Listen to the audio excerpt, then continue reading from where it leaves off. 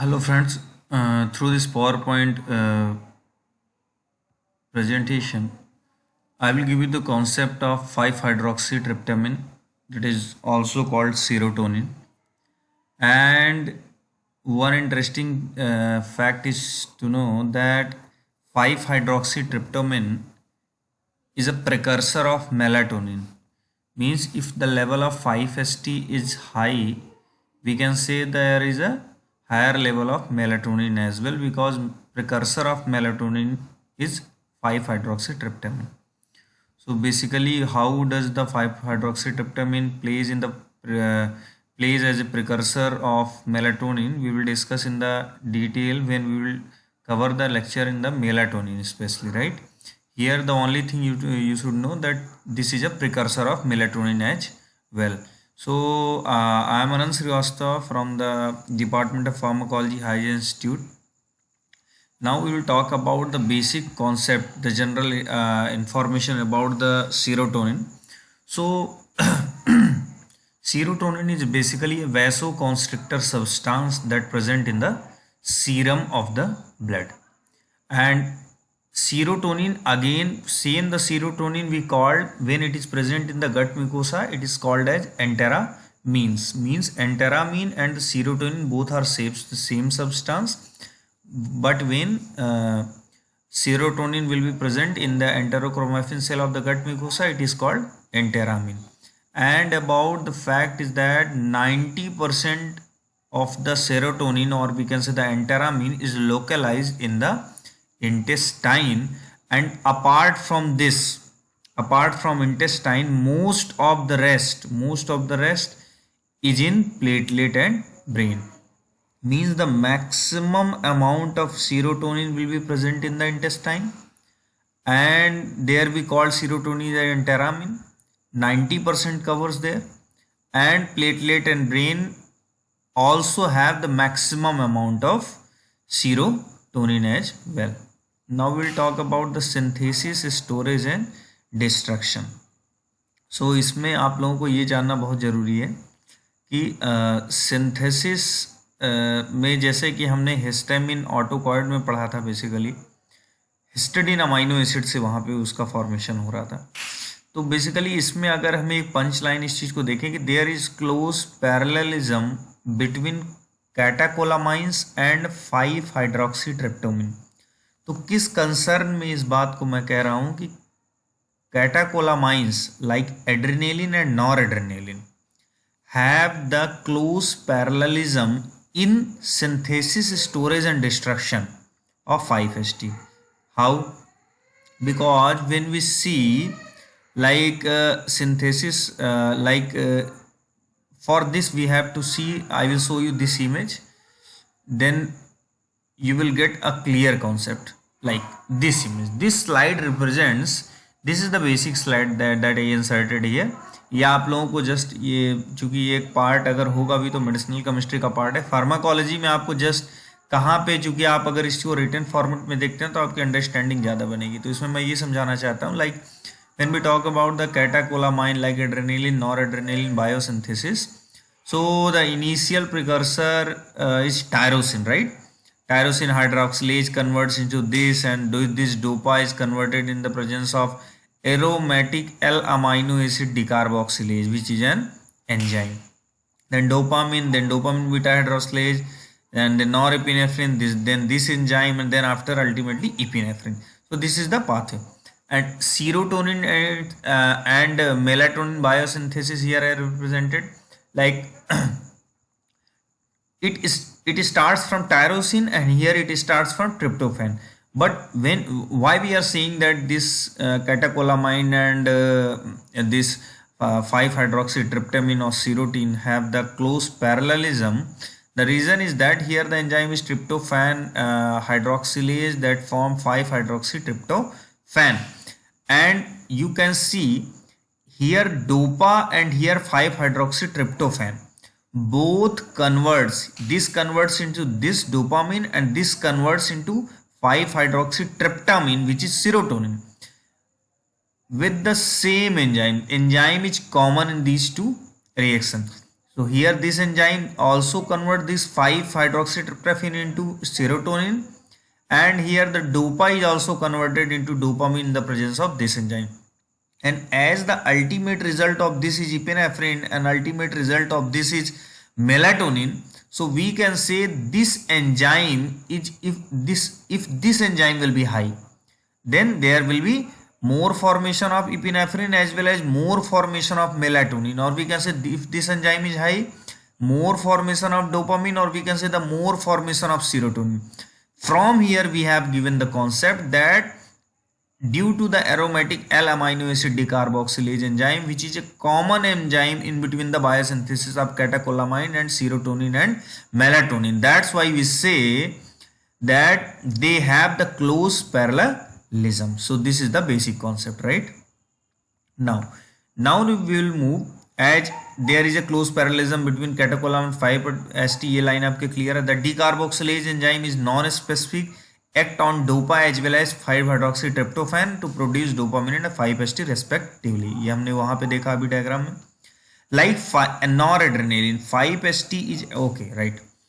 जिस तरह नॉरएड्रेनालिन के लिए, चूंकि जब एक बार साइनेप्टिक क्लेफ्ट में ये चीज रिलीज हो जाती है, right, noradrenaline pre synaptic neuron से साइनेप्टिक क्लेफ्ट में रिलीज हो जाए, या तो 5-HT प्री साइनेप्टिक न्यूरॉन से कहां पर रिलीज हो, साइनेप्टिक क्लेफ्ट में, अब टर्न हो कि ये अपने अपने स्पेसिफिक रिसेप्टर से बाइंड हो गए. तो साइनेप्टिक क्लेफ्ट से अगर वापस से ये किसमें चले जाते हैं, अपने प्री साइनेप्टिक न्यूरॉन्स में, स्पेसिफिक रीअपटेक मैकेनिज्म के थ्रू, राइट, तो वो क्या चीज होती है, तो उस चीज के बारे में यहां लिखा गया है कि like noradrenaline 5-HT is actively taken up by an amine pump serotonin transporter, SERT जिसको बोल रहे हैं. What is the full form this is serotonin transporter.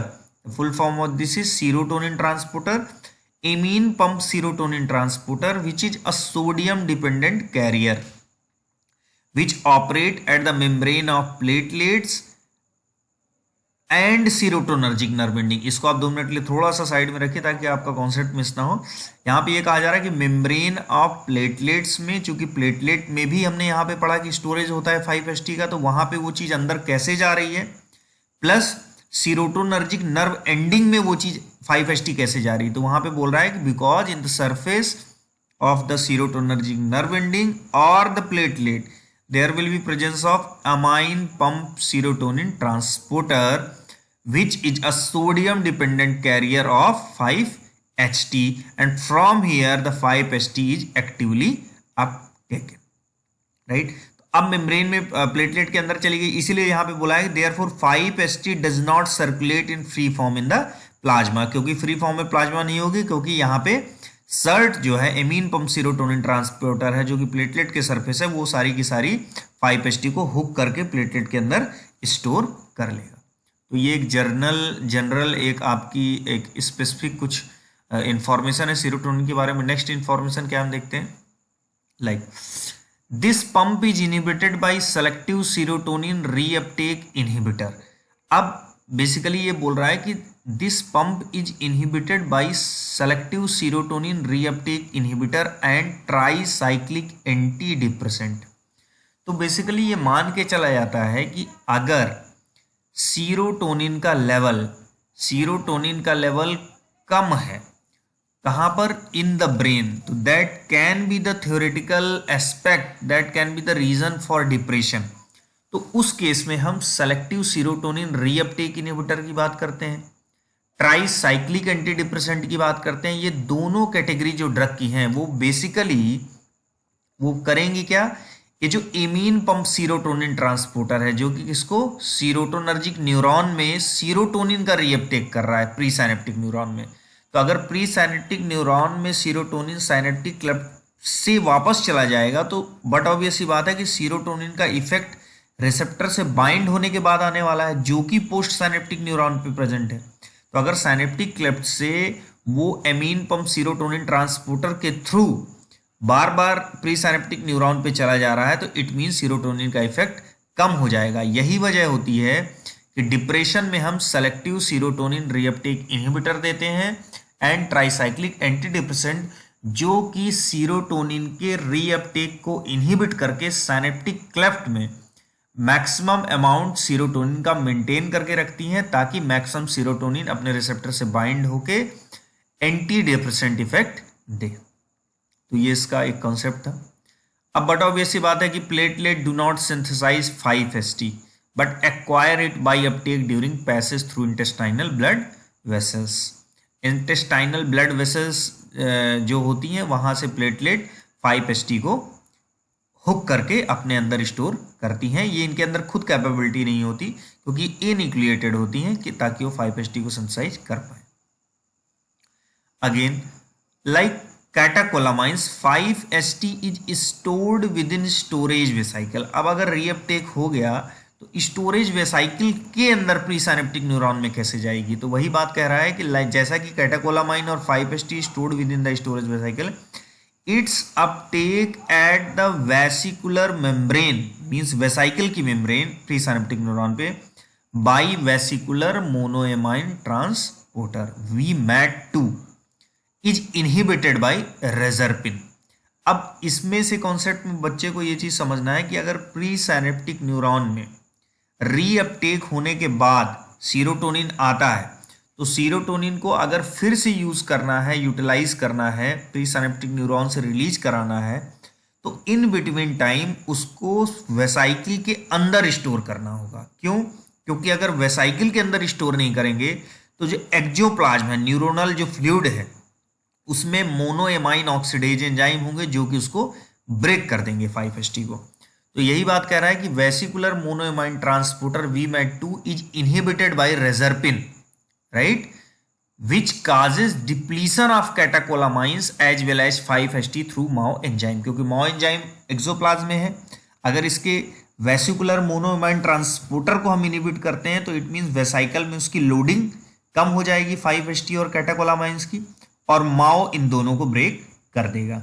MAO भी दो टाइप के होते हैं, MAO A and MAO B, इसीलिए यहाँ पे लिखा गया है कि the degrading enzyme MAO is also common for both the isoenzyme MAO-A preferentially metabolized 5-hydroxytryptamine। तो ये एक बेसिस सा कोर कॉन्सेप्ट था जो कि सीरोटोनिन के बारे में हर स्टूडेंट को पता होना चाहिए। नेक्स्ट हम बात करते हैं, ये स्लाइड हमने ऑलरेडी इसीलिए इंसर्ट की थी ताकि हम वहां पे उसका बेहतर कॉन्सेप्ट दे पाए, राइट। नेक्स्ट स्लाइड में अब हम बात करेंगे सीरोटोनर्जिक रिसेप्टर की। तो बेसिकली सीरोटोनर्जिक रिसेप्टर में आपको समझना होगा कि ये काफ़ी बड़ी क्लास है, इसके अंदर 7 फैमिलीज होती हैं 5-HT1 से लेके up to 7, 5-HT1, 5-HT2, 5-HT3, 4, 5, 6, 7 इस तरीके से। और जब इनके हम सब टाइप की बात करते हैं, मीन्स 7 जो फैमिलीज हैं सीरोटोनर्जिक रिसेप्टर, उनके सब टाइप की बात करें तो अप्रॉक्सीमेटली ये लगभग कितने होते हैं? 14 होते हैं। और बहुत सारे इसके कई सब टाइप हैं जो कि अभी भी रिकॉग्नाइज करने होने हैं, अभी भी रिकॉग्नाइज नहीं हुए।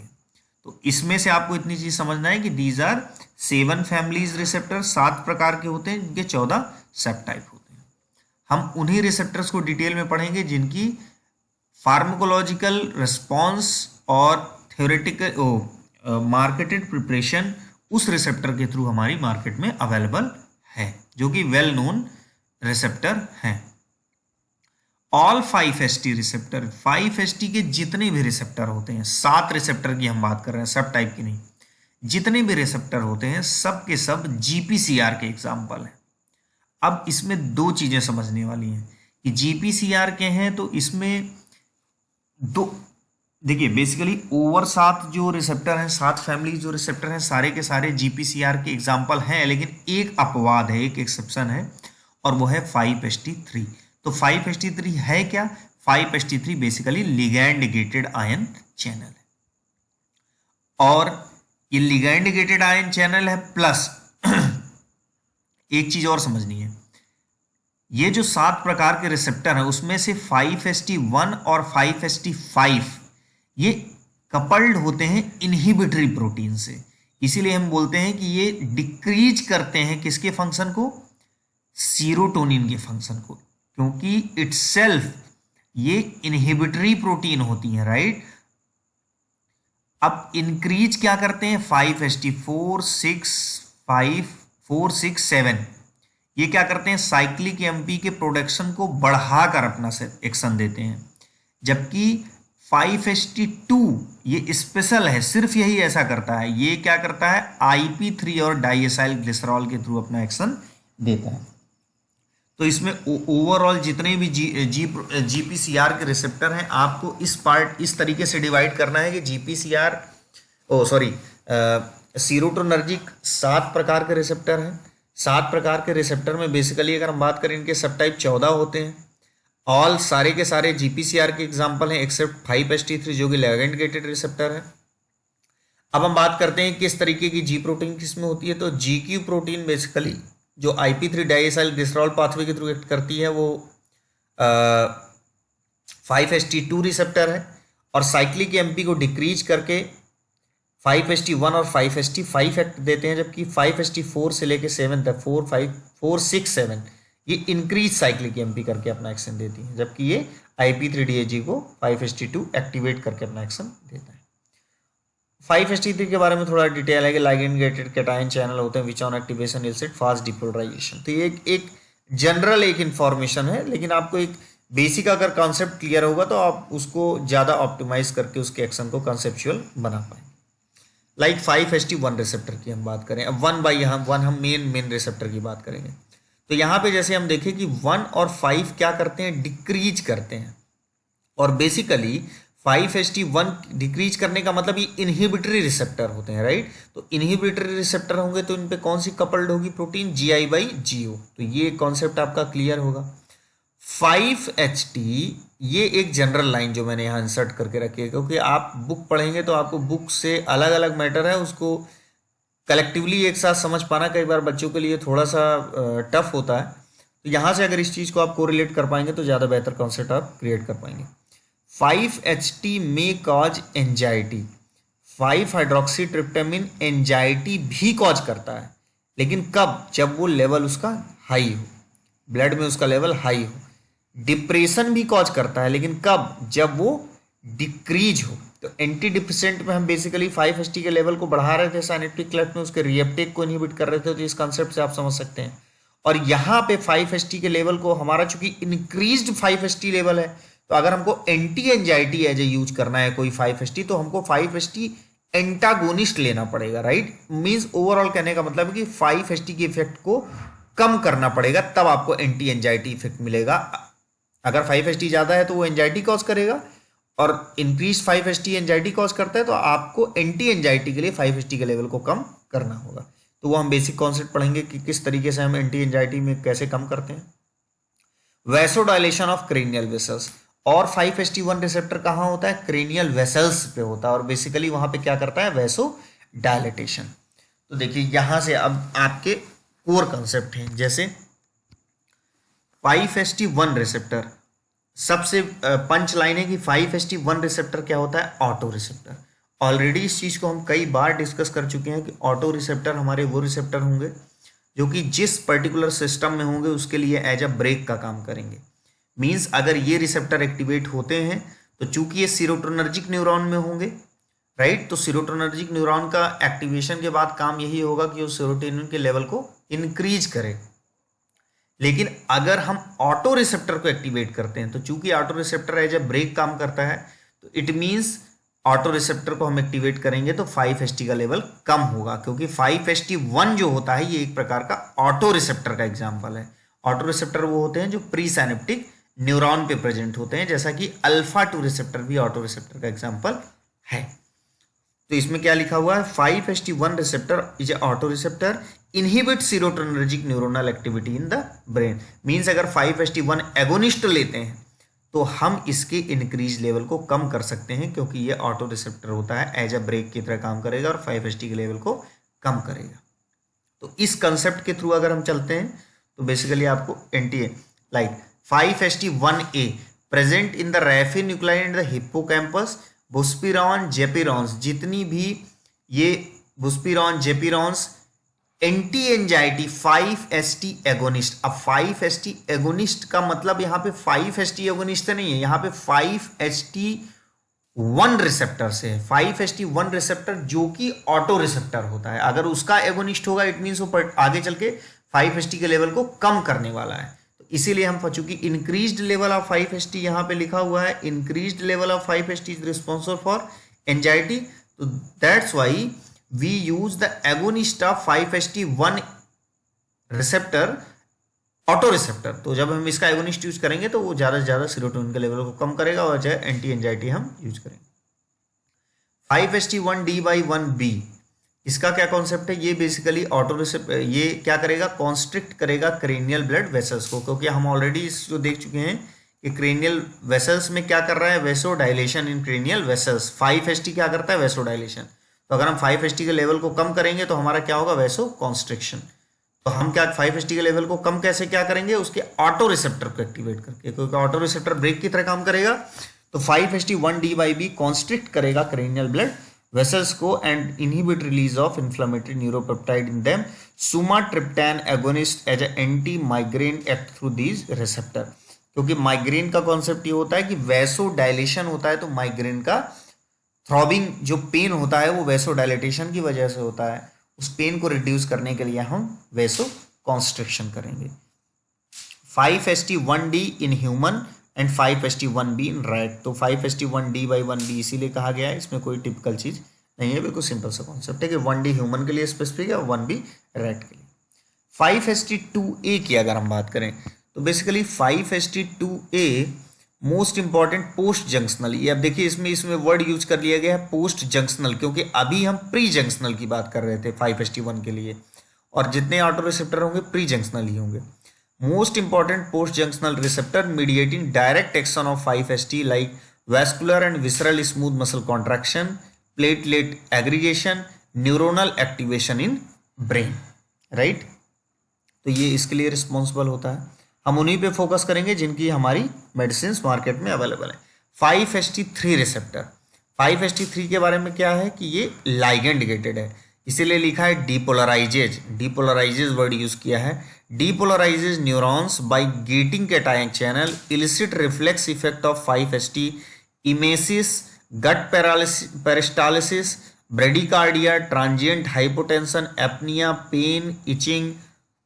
तो 5HT3 से 5HT जब बाइंड होता है तो ये चीजें करता है। तो चूंकि अगर हमको इमेसिस रोकना है तो हमको इसको रोकना होगा, it means ondansetron as anti emetic acts by blocking these receptor. तो ये एक बेसिक कॉन्सेप्ट है, चूंकि ओंडनसेट्रॉन मार्केटेड प्रिपरेशन है। 5HT3 एंटागोनिस्ट, चूंकि 5HT3 is responsible for activating the emesis, right. 5HT4 mediate intestinal secretion, augmentation of peristalsis and sasapride, rangepride, prokinetic is selective 5HT4 agonist। Intestinal secretion को बढ़ाता है 5HT4 receptor के through, peristaltic movement को बढ़ाता है। तो peristaltic movement को बढ़ाता है, इट मीन्स हम कह सकते हैं कि अगर इसका एगोनिस्ट हम यूज करते हैं तो एज अ प्रोकाइनेटिक ड्रग हम इसको यूज कर सकते हैं, क्योंकि वो भी पेरिस्टाल्टिक मूवमेंट को बढ़ा रहा होगा। ये कॉन्सेप्ट है 5HT4 का। अब हम बात करते हैं फार्माकोलॉजिकल एक्शन की। फार्माकोलॉजिकल एक्शन में बेसिकली अगर कार्डियोवास्कुलर सिस्टम में इसकी बात करें तो ये काफ़ी ही कॉम्प्लेक्स है। इसको आप इस तरीके से समझ सकते हैं कि जिस तरीके से histamine large arteries and veins को कॉन्स्ट्रिक्ट कर रहा था, उसी तरीके से सेरोटोनिन भी करता है और माइक्रो सर्कुलेशन में 5HT डायलेट करता है आर्टेरियोल्स को एंड कॉन्स्ट्रिक्ट करता है वेन्यूल को। देखिए इसमें काफ़ी कॉम्प्लेक्स है, इसको थोड़ा समझना होगा। In the micro circulation 5HT dilate arteriole, arterio को जब डायलेट करके उसने वेन्स को क्या कर दिया, कॉन्स्ट्रिक्ट कर दिया। तो बट ऑब्वियस सी बात है कि कैपिलरी जो कि बीच का पार्ट होगा वेन ऑन आर्टेरियोल के, तो वो क्या होगा, वहाँ पे प्रेशर बढ़ेगा और फ्लूइड एस्केप होगा, मीन्स एडिमा की कंडीशन होगी। But the direct action of increase capillary permeability जो कि हिस्टामिन में ज़्यादा होता है, यहाँ पे बहुत ही फीबल है, कम है। आइसोलेटेड हार्ट में अगर स्टिमुलेटेड 5HT की बात करें तो ये दोनों तरीके से एक्ट कर रहा है। एक तो आपने बायोसिंथेसिस में देखा कि ये नॉर एड्रेनलिन के लेवल को भी पैरेलली इंक्रीज करता है, तो ये बट ऑब्वियस सी बात है कि स्टिमुलेट कर रहा होगा।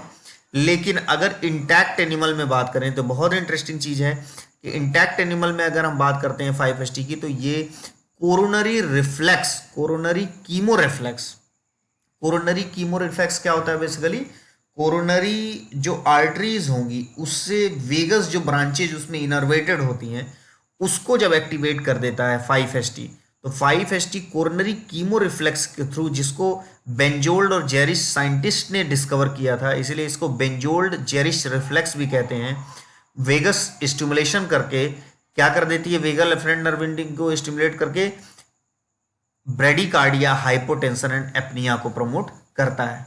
तो this observation was first reported in 1867, ये बेंजोल्ड हर्ट, और इस तरीके से इसको बेंजोल्ड जेरिश रिफ्लेक्स कहते हैं। तो ये एक बटा ऑब्वियस बात है, इसमें आप ज़्यादा कोरिलेट कर पाएंगे। ब्लड प्रेशर में बात करें, triphasic response is classically seen in IV injection on the 5ST in animals. तो सबसे पहले early sharp fall in BP दिखता है, जो कि due to coronary chemo reflex, जिसको बेंजोल्ड जेरिश रिफ्लेक्स बोलते हैं। Brief rise in BP due to vasoconstriction and increased cardiac output, जबकि prolonged fall in BP due to arteriolar dilatation and extravasation of fluid. However, 5ST is not involved in physiological regulation of BP. चूंकि BP में इसका effect तो है लेकिन बहुत ही ज़्यादा prominent नहीं है, और जो भी इफेक्ट है वो बहुत ही कॉम्प्लेक्स है। जैसे कि हम देख सकते हैं, सबसे पहले अर्ली शार्प फॉल हो रहा है, फिर ब्रीफ राइज हो रहा है और प्रोलॉन्ग्ड फॉल हो रहा है। उसके रीजन्स यहाँ पे हैं। तो ये 3 तरीके का रिस्पॉन्स आता है, इसीलिए इसको बोलते हैं ट्राईफेजिक रिस्पॉन्स इन BP। जिस तरीके से triple response after intradermal injection histamine देता है, उसी तरीके से triphasic response in BP serotonin देता है। तो ये कॉन्सेप्ट आपका GPAT में भी पूछा जा सकता है आपसे। विसरल स्मूथ मसल में अगर बात करें तो 5ST is potent stimulator of GIT both by direct action as well as through enteric plexus. Peristalsis is increase and diarrhoea can occur, right. तो 5ST1 and 5ST4 contraction of smooth muscle, 5ST2 and 5ST3 relaxes the smooth muscle of intestine. तो ये आपका core concept है जो कि आपका concept बनाने में क्रिएट होगा, राइट। 5ST1 और 4 कंट्रैक्शन ऑफ स्मूथ मसल करते हैं, जबकि 2 और 3 रिलैक्सेशन ऑफ स्मूथ मसल करते हैं। ग्लैंड्स की अगर बात करें तो बेसिकली ग्लैंड्स में बहुत प्रोमिनेंट इफेक्ट सेरोटोनिन का नहीं होता। ये एसिड के लेवल को कम करके म्यूकस के लेवल को बढ़ाते हैं। मीन जो भी रोल होता है उसमें अल्सर प्रोटेक्टिव रोल होता है, लेकिन effect on other glandular secretion is not significant. Stomach में बेसिकली ये गैस्ट्रिक सिक्रेशन को कम करता है। नर्व एंडिंग और एड्रेनल मेडुला, तो बड़ा ऑब्वियस सी बात है कि नाम से ही लग रहा है एड्रेनल मेडुला में जरूर रिलीज को बढ़ा रहा है, क्योंकि हमने बायोसिंथेसिस के पार्ट में देखा। नर्व एंडिंग में ये एफरेंट नर्व एंडिंग को एक्टिवेट करता है, जैसे कि हिस्टामिन के केस में हमने पढ़ा tingling and prickling sensation as well as pain. Depolarisation of visceral afferent elicit respiratory and cardiovascular reflexes, nausea and vomiting. 5ST is less potent than histamine releasing catecholamines from adrenaline. क्योंकि 5ST catecholamines के release को बढ़ा रहा है, लेकिन अगर histamine से इसका कंपेयर करते हैं तो हिस्टामिन के कंपेयर में ये इसके लिए प्रोमिनेंट इफेक्ट इसका नहीं होता, कम होता है।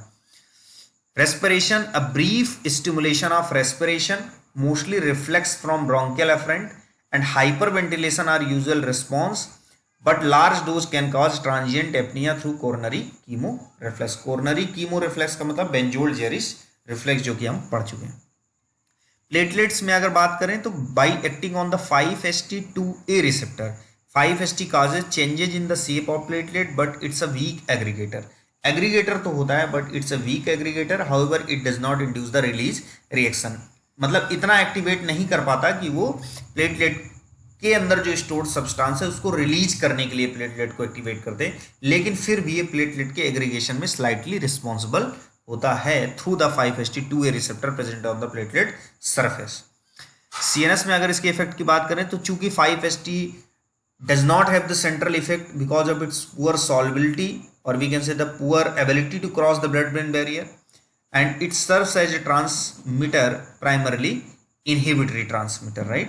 ब्रेन में एज ए इनहिबिटरी ट्रांसमीटर ये वर्क करता है।